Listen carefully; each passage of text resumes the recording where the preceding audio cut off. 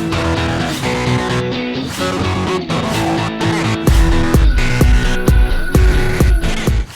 everyone, this is Dr. Ann, and thanks so much for tuning in to the Fit Foodie Pharmacist Show, the place to be for real talk with real experts and real results so that you can heal yourself naturally. Now, I'm going to sound like a broken record, but if you haven't done so already, make sure you come check us out at drann.com, spelled A-N-H as in healthy, because there you can get your free gift, The Clean Eating Rules. It's my #1 guide for how to eat to lose weight, improve your biometrics, and get more energy, and you can get it for free at drann.com. Now, in today's episode, I interview Ari Meisel of lessdoing.com. And when I saw Ari's story on a TED Talk, and I also saw that my friend Tom Corson-Knowles interviewed him, I knew I had to get him on the Fit Foodie Pharmacist Show.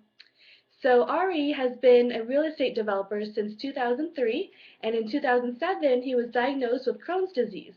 And this is a horribly painful and generally considered incurable disease of the digestive tract. And Ari's case was particularly severe, and it required over a dozen daily medications and several hospital visits. After reaching a personal low point in the hospital one day, he decided that he would do everything in his power to strengthen his body that was so weak at that time. And through a combination of yoga, nutrition, natural supplements, and rigorous exercise, he was able to fight back the symptoms of Crohn's disease until he was finally able to suspend his medications. And eventually, Ari was declared free of all traces of Crohn's disease, and he actually competed in the Ironman France in June of 2011. So in today's episode, Ari and I chat about how much stress really affects your life, what he ate to heal his Crohn's disease, the natural supplements that he used to heal himself, and how to apply the less doing principles to optimize your health, and much, much more.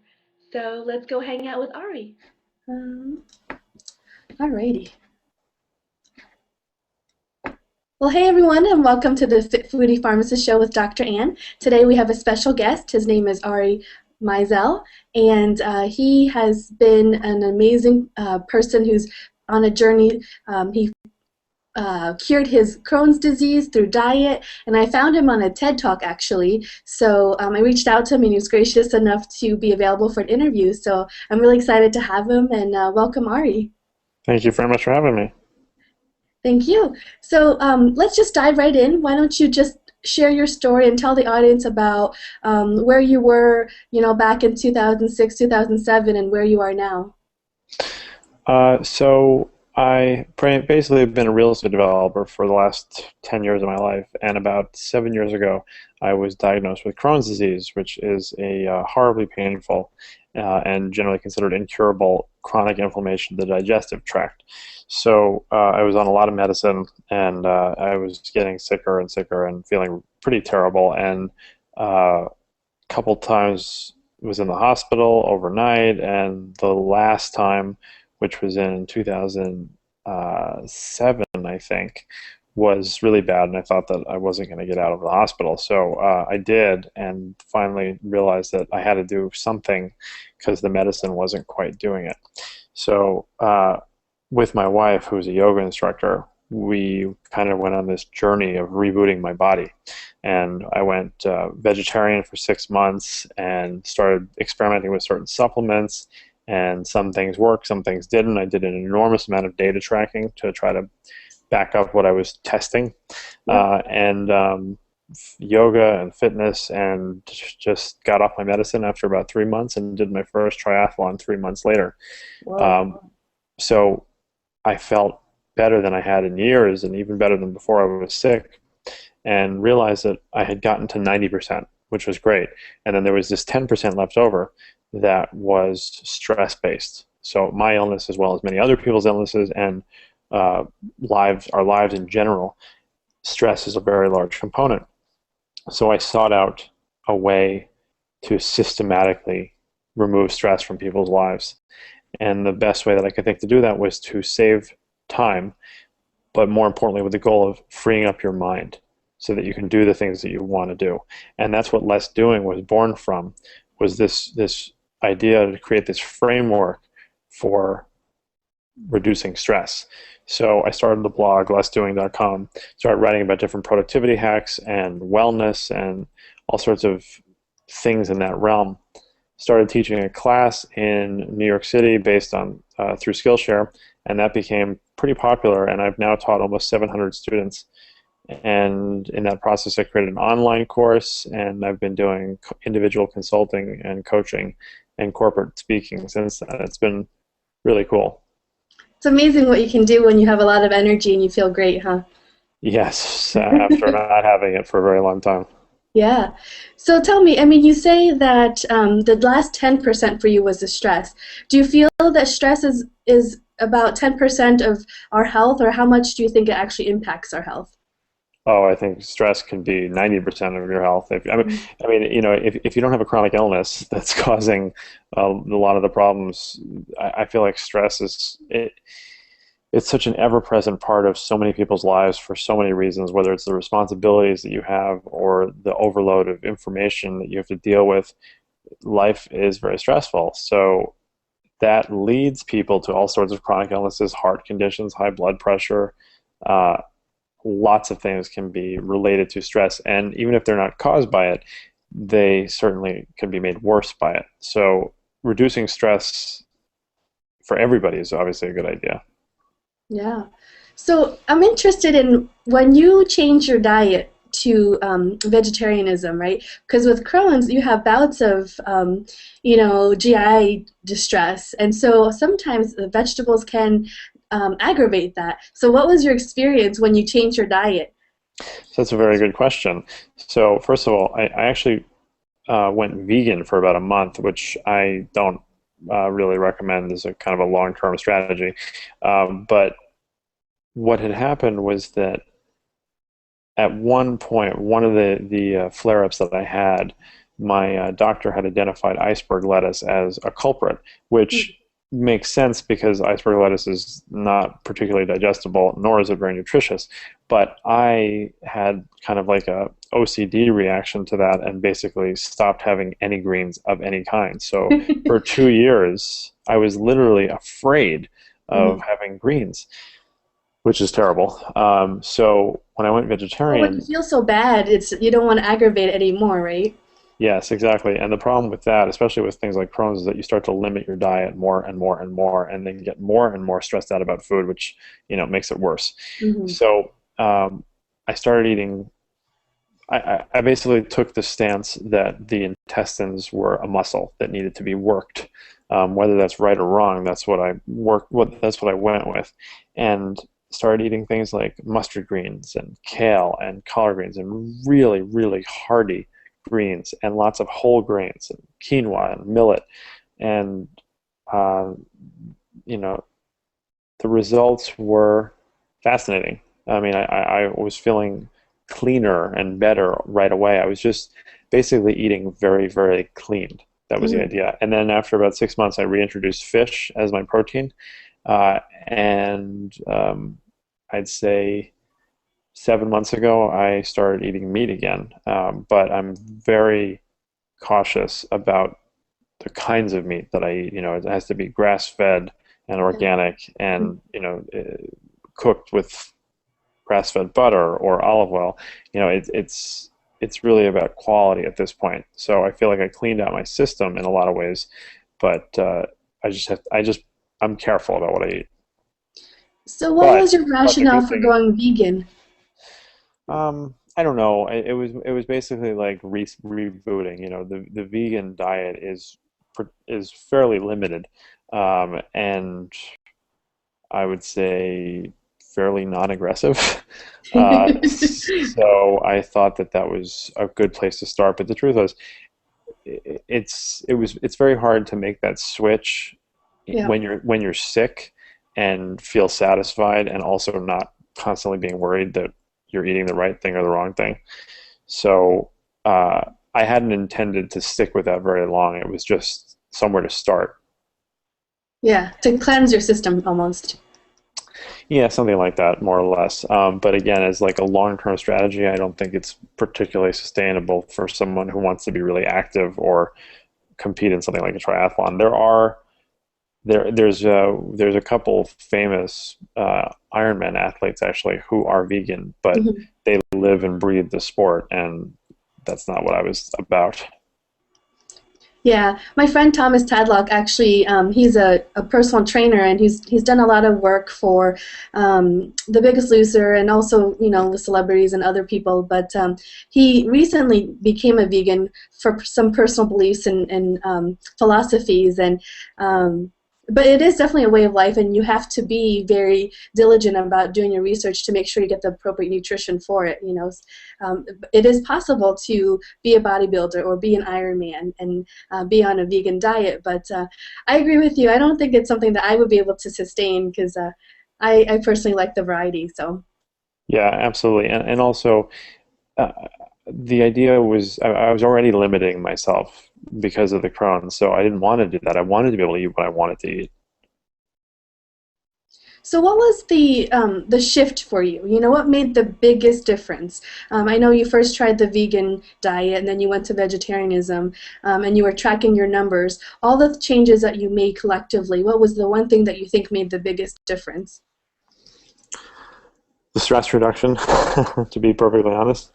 If I had to point to one thing, you know, if I were to say supplements, there are three supplements that I thought were particularly important. If I were to talk about fitness, there were three aspects of fitness that I find particularly important.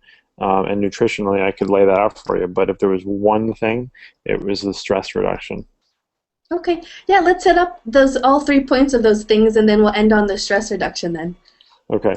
So as far as supplements go, probiotics are enormous. You know, in this country, the majority of the things that we eat are not fermented, and we don't play in, you know, dirty environments as much as you might in other countries. And in those other countries, you don't see, you know, incidences of Crohn's or colitis. So uh, probiotics was huge, really huge. And krill oil is an amazing compound that is much more effective than fish oil. It's specifically a reducer of C-reactive protein, which is an inflammatory marker in Crohn's and other inflammatory conditions. And then vitamin D, I actually found to be very, very, very important. So that was the supplements. On the fitness side, I basically experimented with all, you know, I did Ironman, I've done most sports, I've been a rock climber, like I've done all sorts of different things, and I've tried to test results. And I've also done CrossFit 7 days a week, you know. CrossFit is awesome, by the way. It's just so So much fun. CrossFit's pretty good. It's very intense, and you have to know what you're doing when you get to higher and higher weights. But I love CrossFit. But basically, what I've settled into is a three-part thing that I've broken out, which is basically one part strength slash skill, second part is mobility, and the third part is high intensity interval cardio. So each of those three takes no more than a half an hour in my case, and I found that that's more than adequate for me to stay in shape, feel good, and be very functional. So And 30 minutes individually or altogether? 30 minutes individually. Okay. If you're training for, you know, the world championships in CrossFit, the CrossFit Games, then obviously you have to be doing it every day. If you're training for an Ironman, you have to be training for it every day. But if you want to just be like ready for life, Yeah. uh, then I found that this works very well for me, and it's worked for several of my clients as well.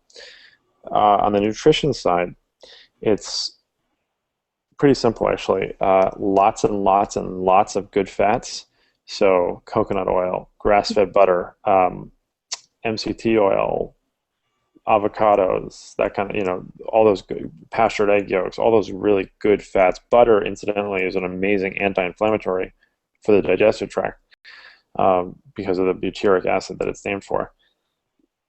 Then, so that, and then the other part of nutrition is cooking at home as much as possible, which is a harder recommendation to make for busy people, but there are lots of services and ways to make that easier nowadays, planning and whatnot. But basically, you know, I feel that anything that you cook at home, with very little exception, will be healthier than something that you get out of a box or at a restaurant.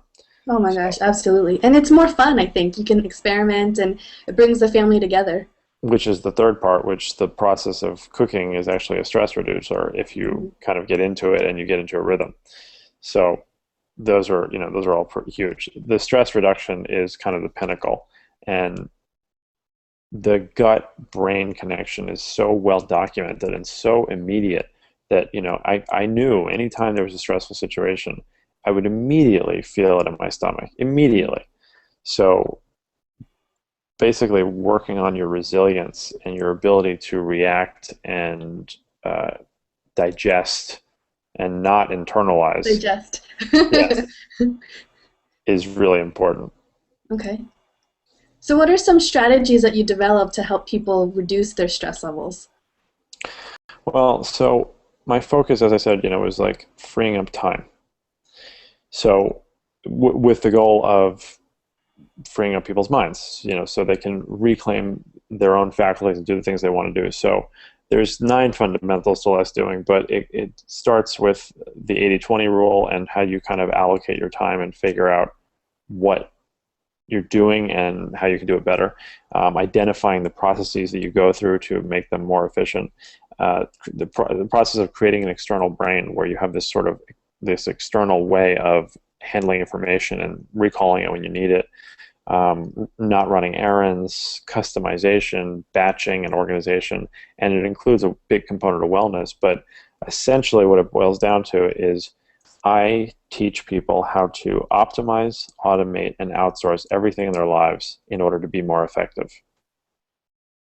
Awesome. So optimizing, what are some strategies for optimizing? Because that's something that I'm working on right now. And actually, I saw your, and one of the other ways that you popped up on my feed was through the AppSumo thing, because I know you have a program to help us become more productive and optimize our time. So, can you give us maybe your best tip for optimizing your life? Well, so the easiest thing that I could say is I have this concept called creating the manual of you. And what I try to get people to do is think about a process that you go through on a regular basis, whether it's daily or weekly or monthly, but it's something that you do more than twice, basically. So something that happens regularly. And that process could be something like pay a bill. Mm-hmm. Now, if I were to tell somebody else to do that, I couldn't just say pay a bill.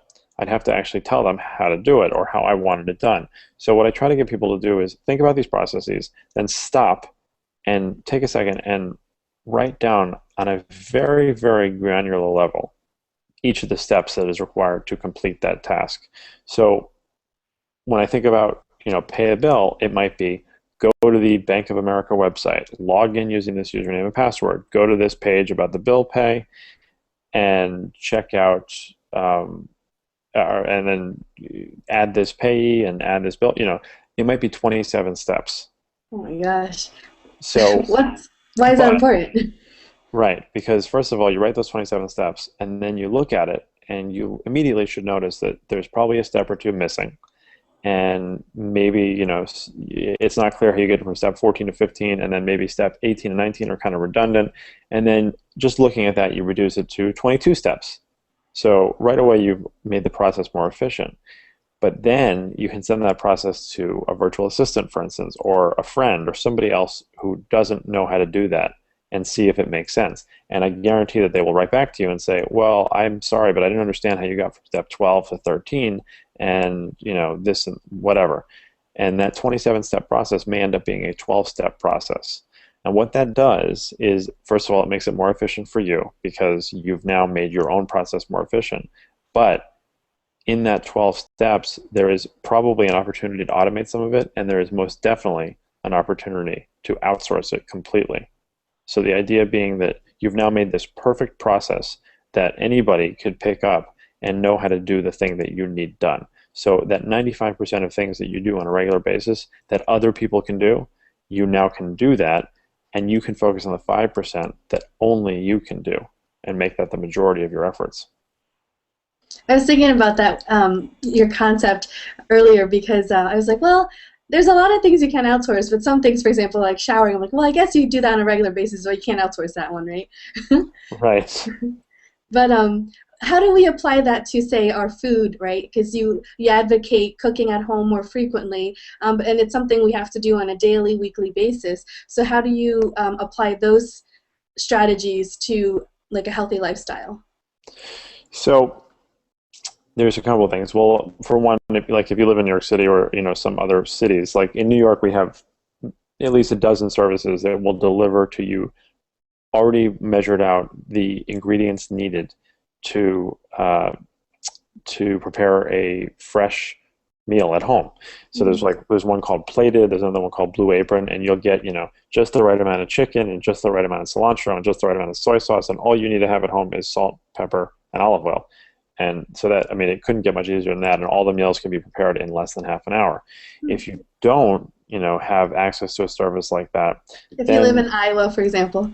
right. So then the best thing to do is batching, where you're preparing a large quantity of meals, in one occasion. So for instance, my wife and I usually spend a couple hours on Sunday making lunch for the entire week. Whatever it might be, even if it's just a big thing of chili, we'll actually be able to enjoy it and spend the time cooking, and then we can portion it out and put it in the freezer or the fridge for the rest of the week, or make something in a slow cooker so you have this large amount of it. But batching is the easiest way to be able to make meals at home if that's the situation. Okay. Now, if someone wanted to find out more information about some of these strategies and courses that you have, where can they find out some more information about them? So everything is going to be at lessdoing.com. On there, you'll have the blog has all of the fundamentals and fresh articles written every week. There's also access to my Udemy courses. So if you go to udemy.com/lessdoing, which you can find from my site as well, you'll have access to my courses on the art of less doing, and the less doing class, 30 lectures to it. It's a self-paced program. It's pretty cool. Productive. Awesome. So if someone applied the strategies to of less doing that you talked about, how would their life be different? Like, what is your life like now once you've applied all of these things that you've developed through your journey? Well, I don't have an office. I work from basically my iPhone wherever I am. Wow. My life is focused on spending as much time as I possibly can with my 1-year-old son. And he's my obsession. And every decision I make, I have to weigh how much time it will cause me to be away from him. So with doing that, and my wife is currently pregnant, so I'm here. Congratulations! Thank you. So I'm here a lot with him and with her, and I'm still able to run a real estate development business in 2 different cities and grow less doing. So I'm doing what I want to do. Mm-hmm. That's awesome. So if someone wanted to, if you can just give one tip to have them leave and implement right away that would make the biggest difference in their life, whether it's in their health or in their stress level, what would you recommend? The one tip would be that I think everybody, no matter what the situation, should work with a virtual assistant at some point. And because you can do it for as little as $25 a month now, there's no excuse not to try it. It's a educational process for everybody in terms of how to more efficiently delegate tasks, and they can turn that inward to be able to be more efficient themselves. But I work with fancyhands.com mostly, and it's an amazing virtual assistant service. So that's my one recommendation, is that everybody at some point should try working with a virtual assistant. Do you have a list of things that you can give to a virtual assistant, or is it something that somebody just has to sit down and think about that they can delegate? Is there a standard list of things, or is it a personal thing? There's definitely all sorts of standard things. There's a pretty good, I think, post on my blog called The Evolution of the Virtual Assistant, and it lists about 100 things that people will typically outsource to virtual assistants. But my feeling is you start with the small stuff, and then as you build trust and you build comfort, you grow from there, and you can start having them do some very, very complicated things for you. What's your favorite thing to outsource? The majority of my blog posts, actually. Huh. I don't have a team of writers, and but I have 4 regular posts every week that all I have to do is curate the content, which is something I'd be doing anyway. So the creation of those and the organization of them is completely automated through virtual assistants. Nice. Awesome. Well, I really appreciate your time, Ari, for sharing your expertise with us. And again, I'll link up all the links and your blog, as you mentioned, on our show if people want to find you, and off your Udemy courses as well. And yeah, I'll send you the information once it's posted, and I look forward to working with you in the future. Great. Thanks a lot for having me. Really appreciate it. Awesome. So I'm going to go ahead and end the broadcast here. So I hope you enjoyed the show. That was Ari Meisel from lessdoing.com, and all the links and resources mentioned today will be linked up on the show notes at drann.com, spelled A-N-H as in healthy. And while you're there, remember to hop on the Fit Foodie Pharmacist VIP email list at drann.com/VIP, and you'll be the first to know about new recipes, episodes, programs, and events that are posted. And I am working on my Fit Foodie Delicious Detox program, which has recipes to help you detox and lose weight naturally. So make sure you're on the list so you can get updates of when it's done. You also get surprises and VIP-only content and exclusive insights that I only share with my subscribers. So make sure you're on the list. Now we've got plenty of fun guests coming up, including Stephanie Innes, who is a personal trainer and struggles with an eating disorder and healed her fatty liver disease, as well as Ivy Sterling, who's a nutritionist and specializes in weight loss resistance, just to name a few. So stay tuned, and thanks so much for stopping by. I'm Dr. Ann, and until next time, have a fit and tasty day.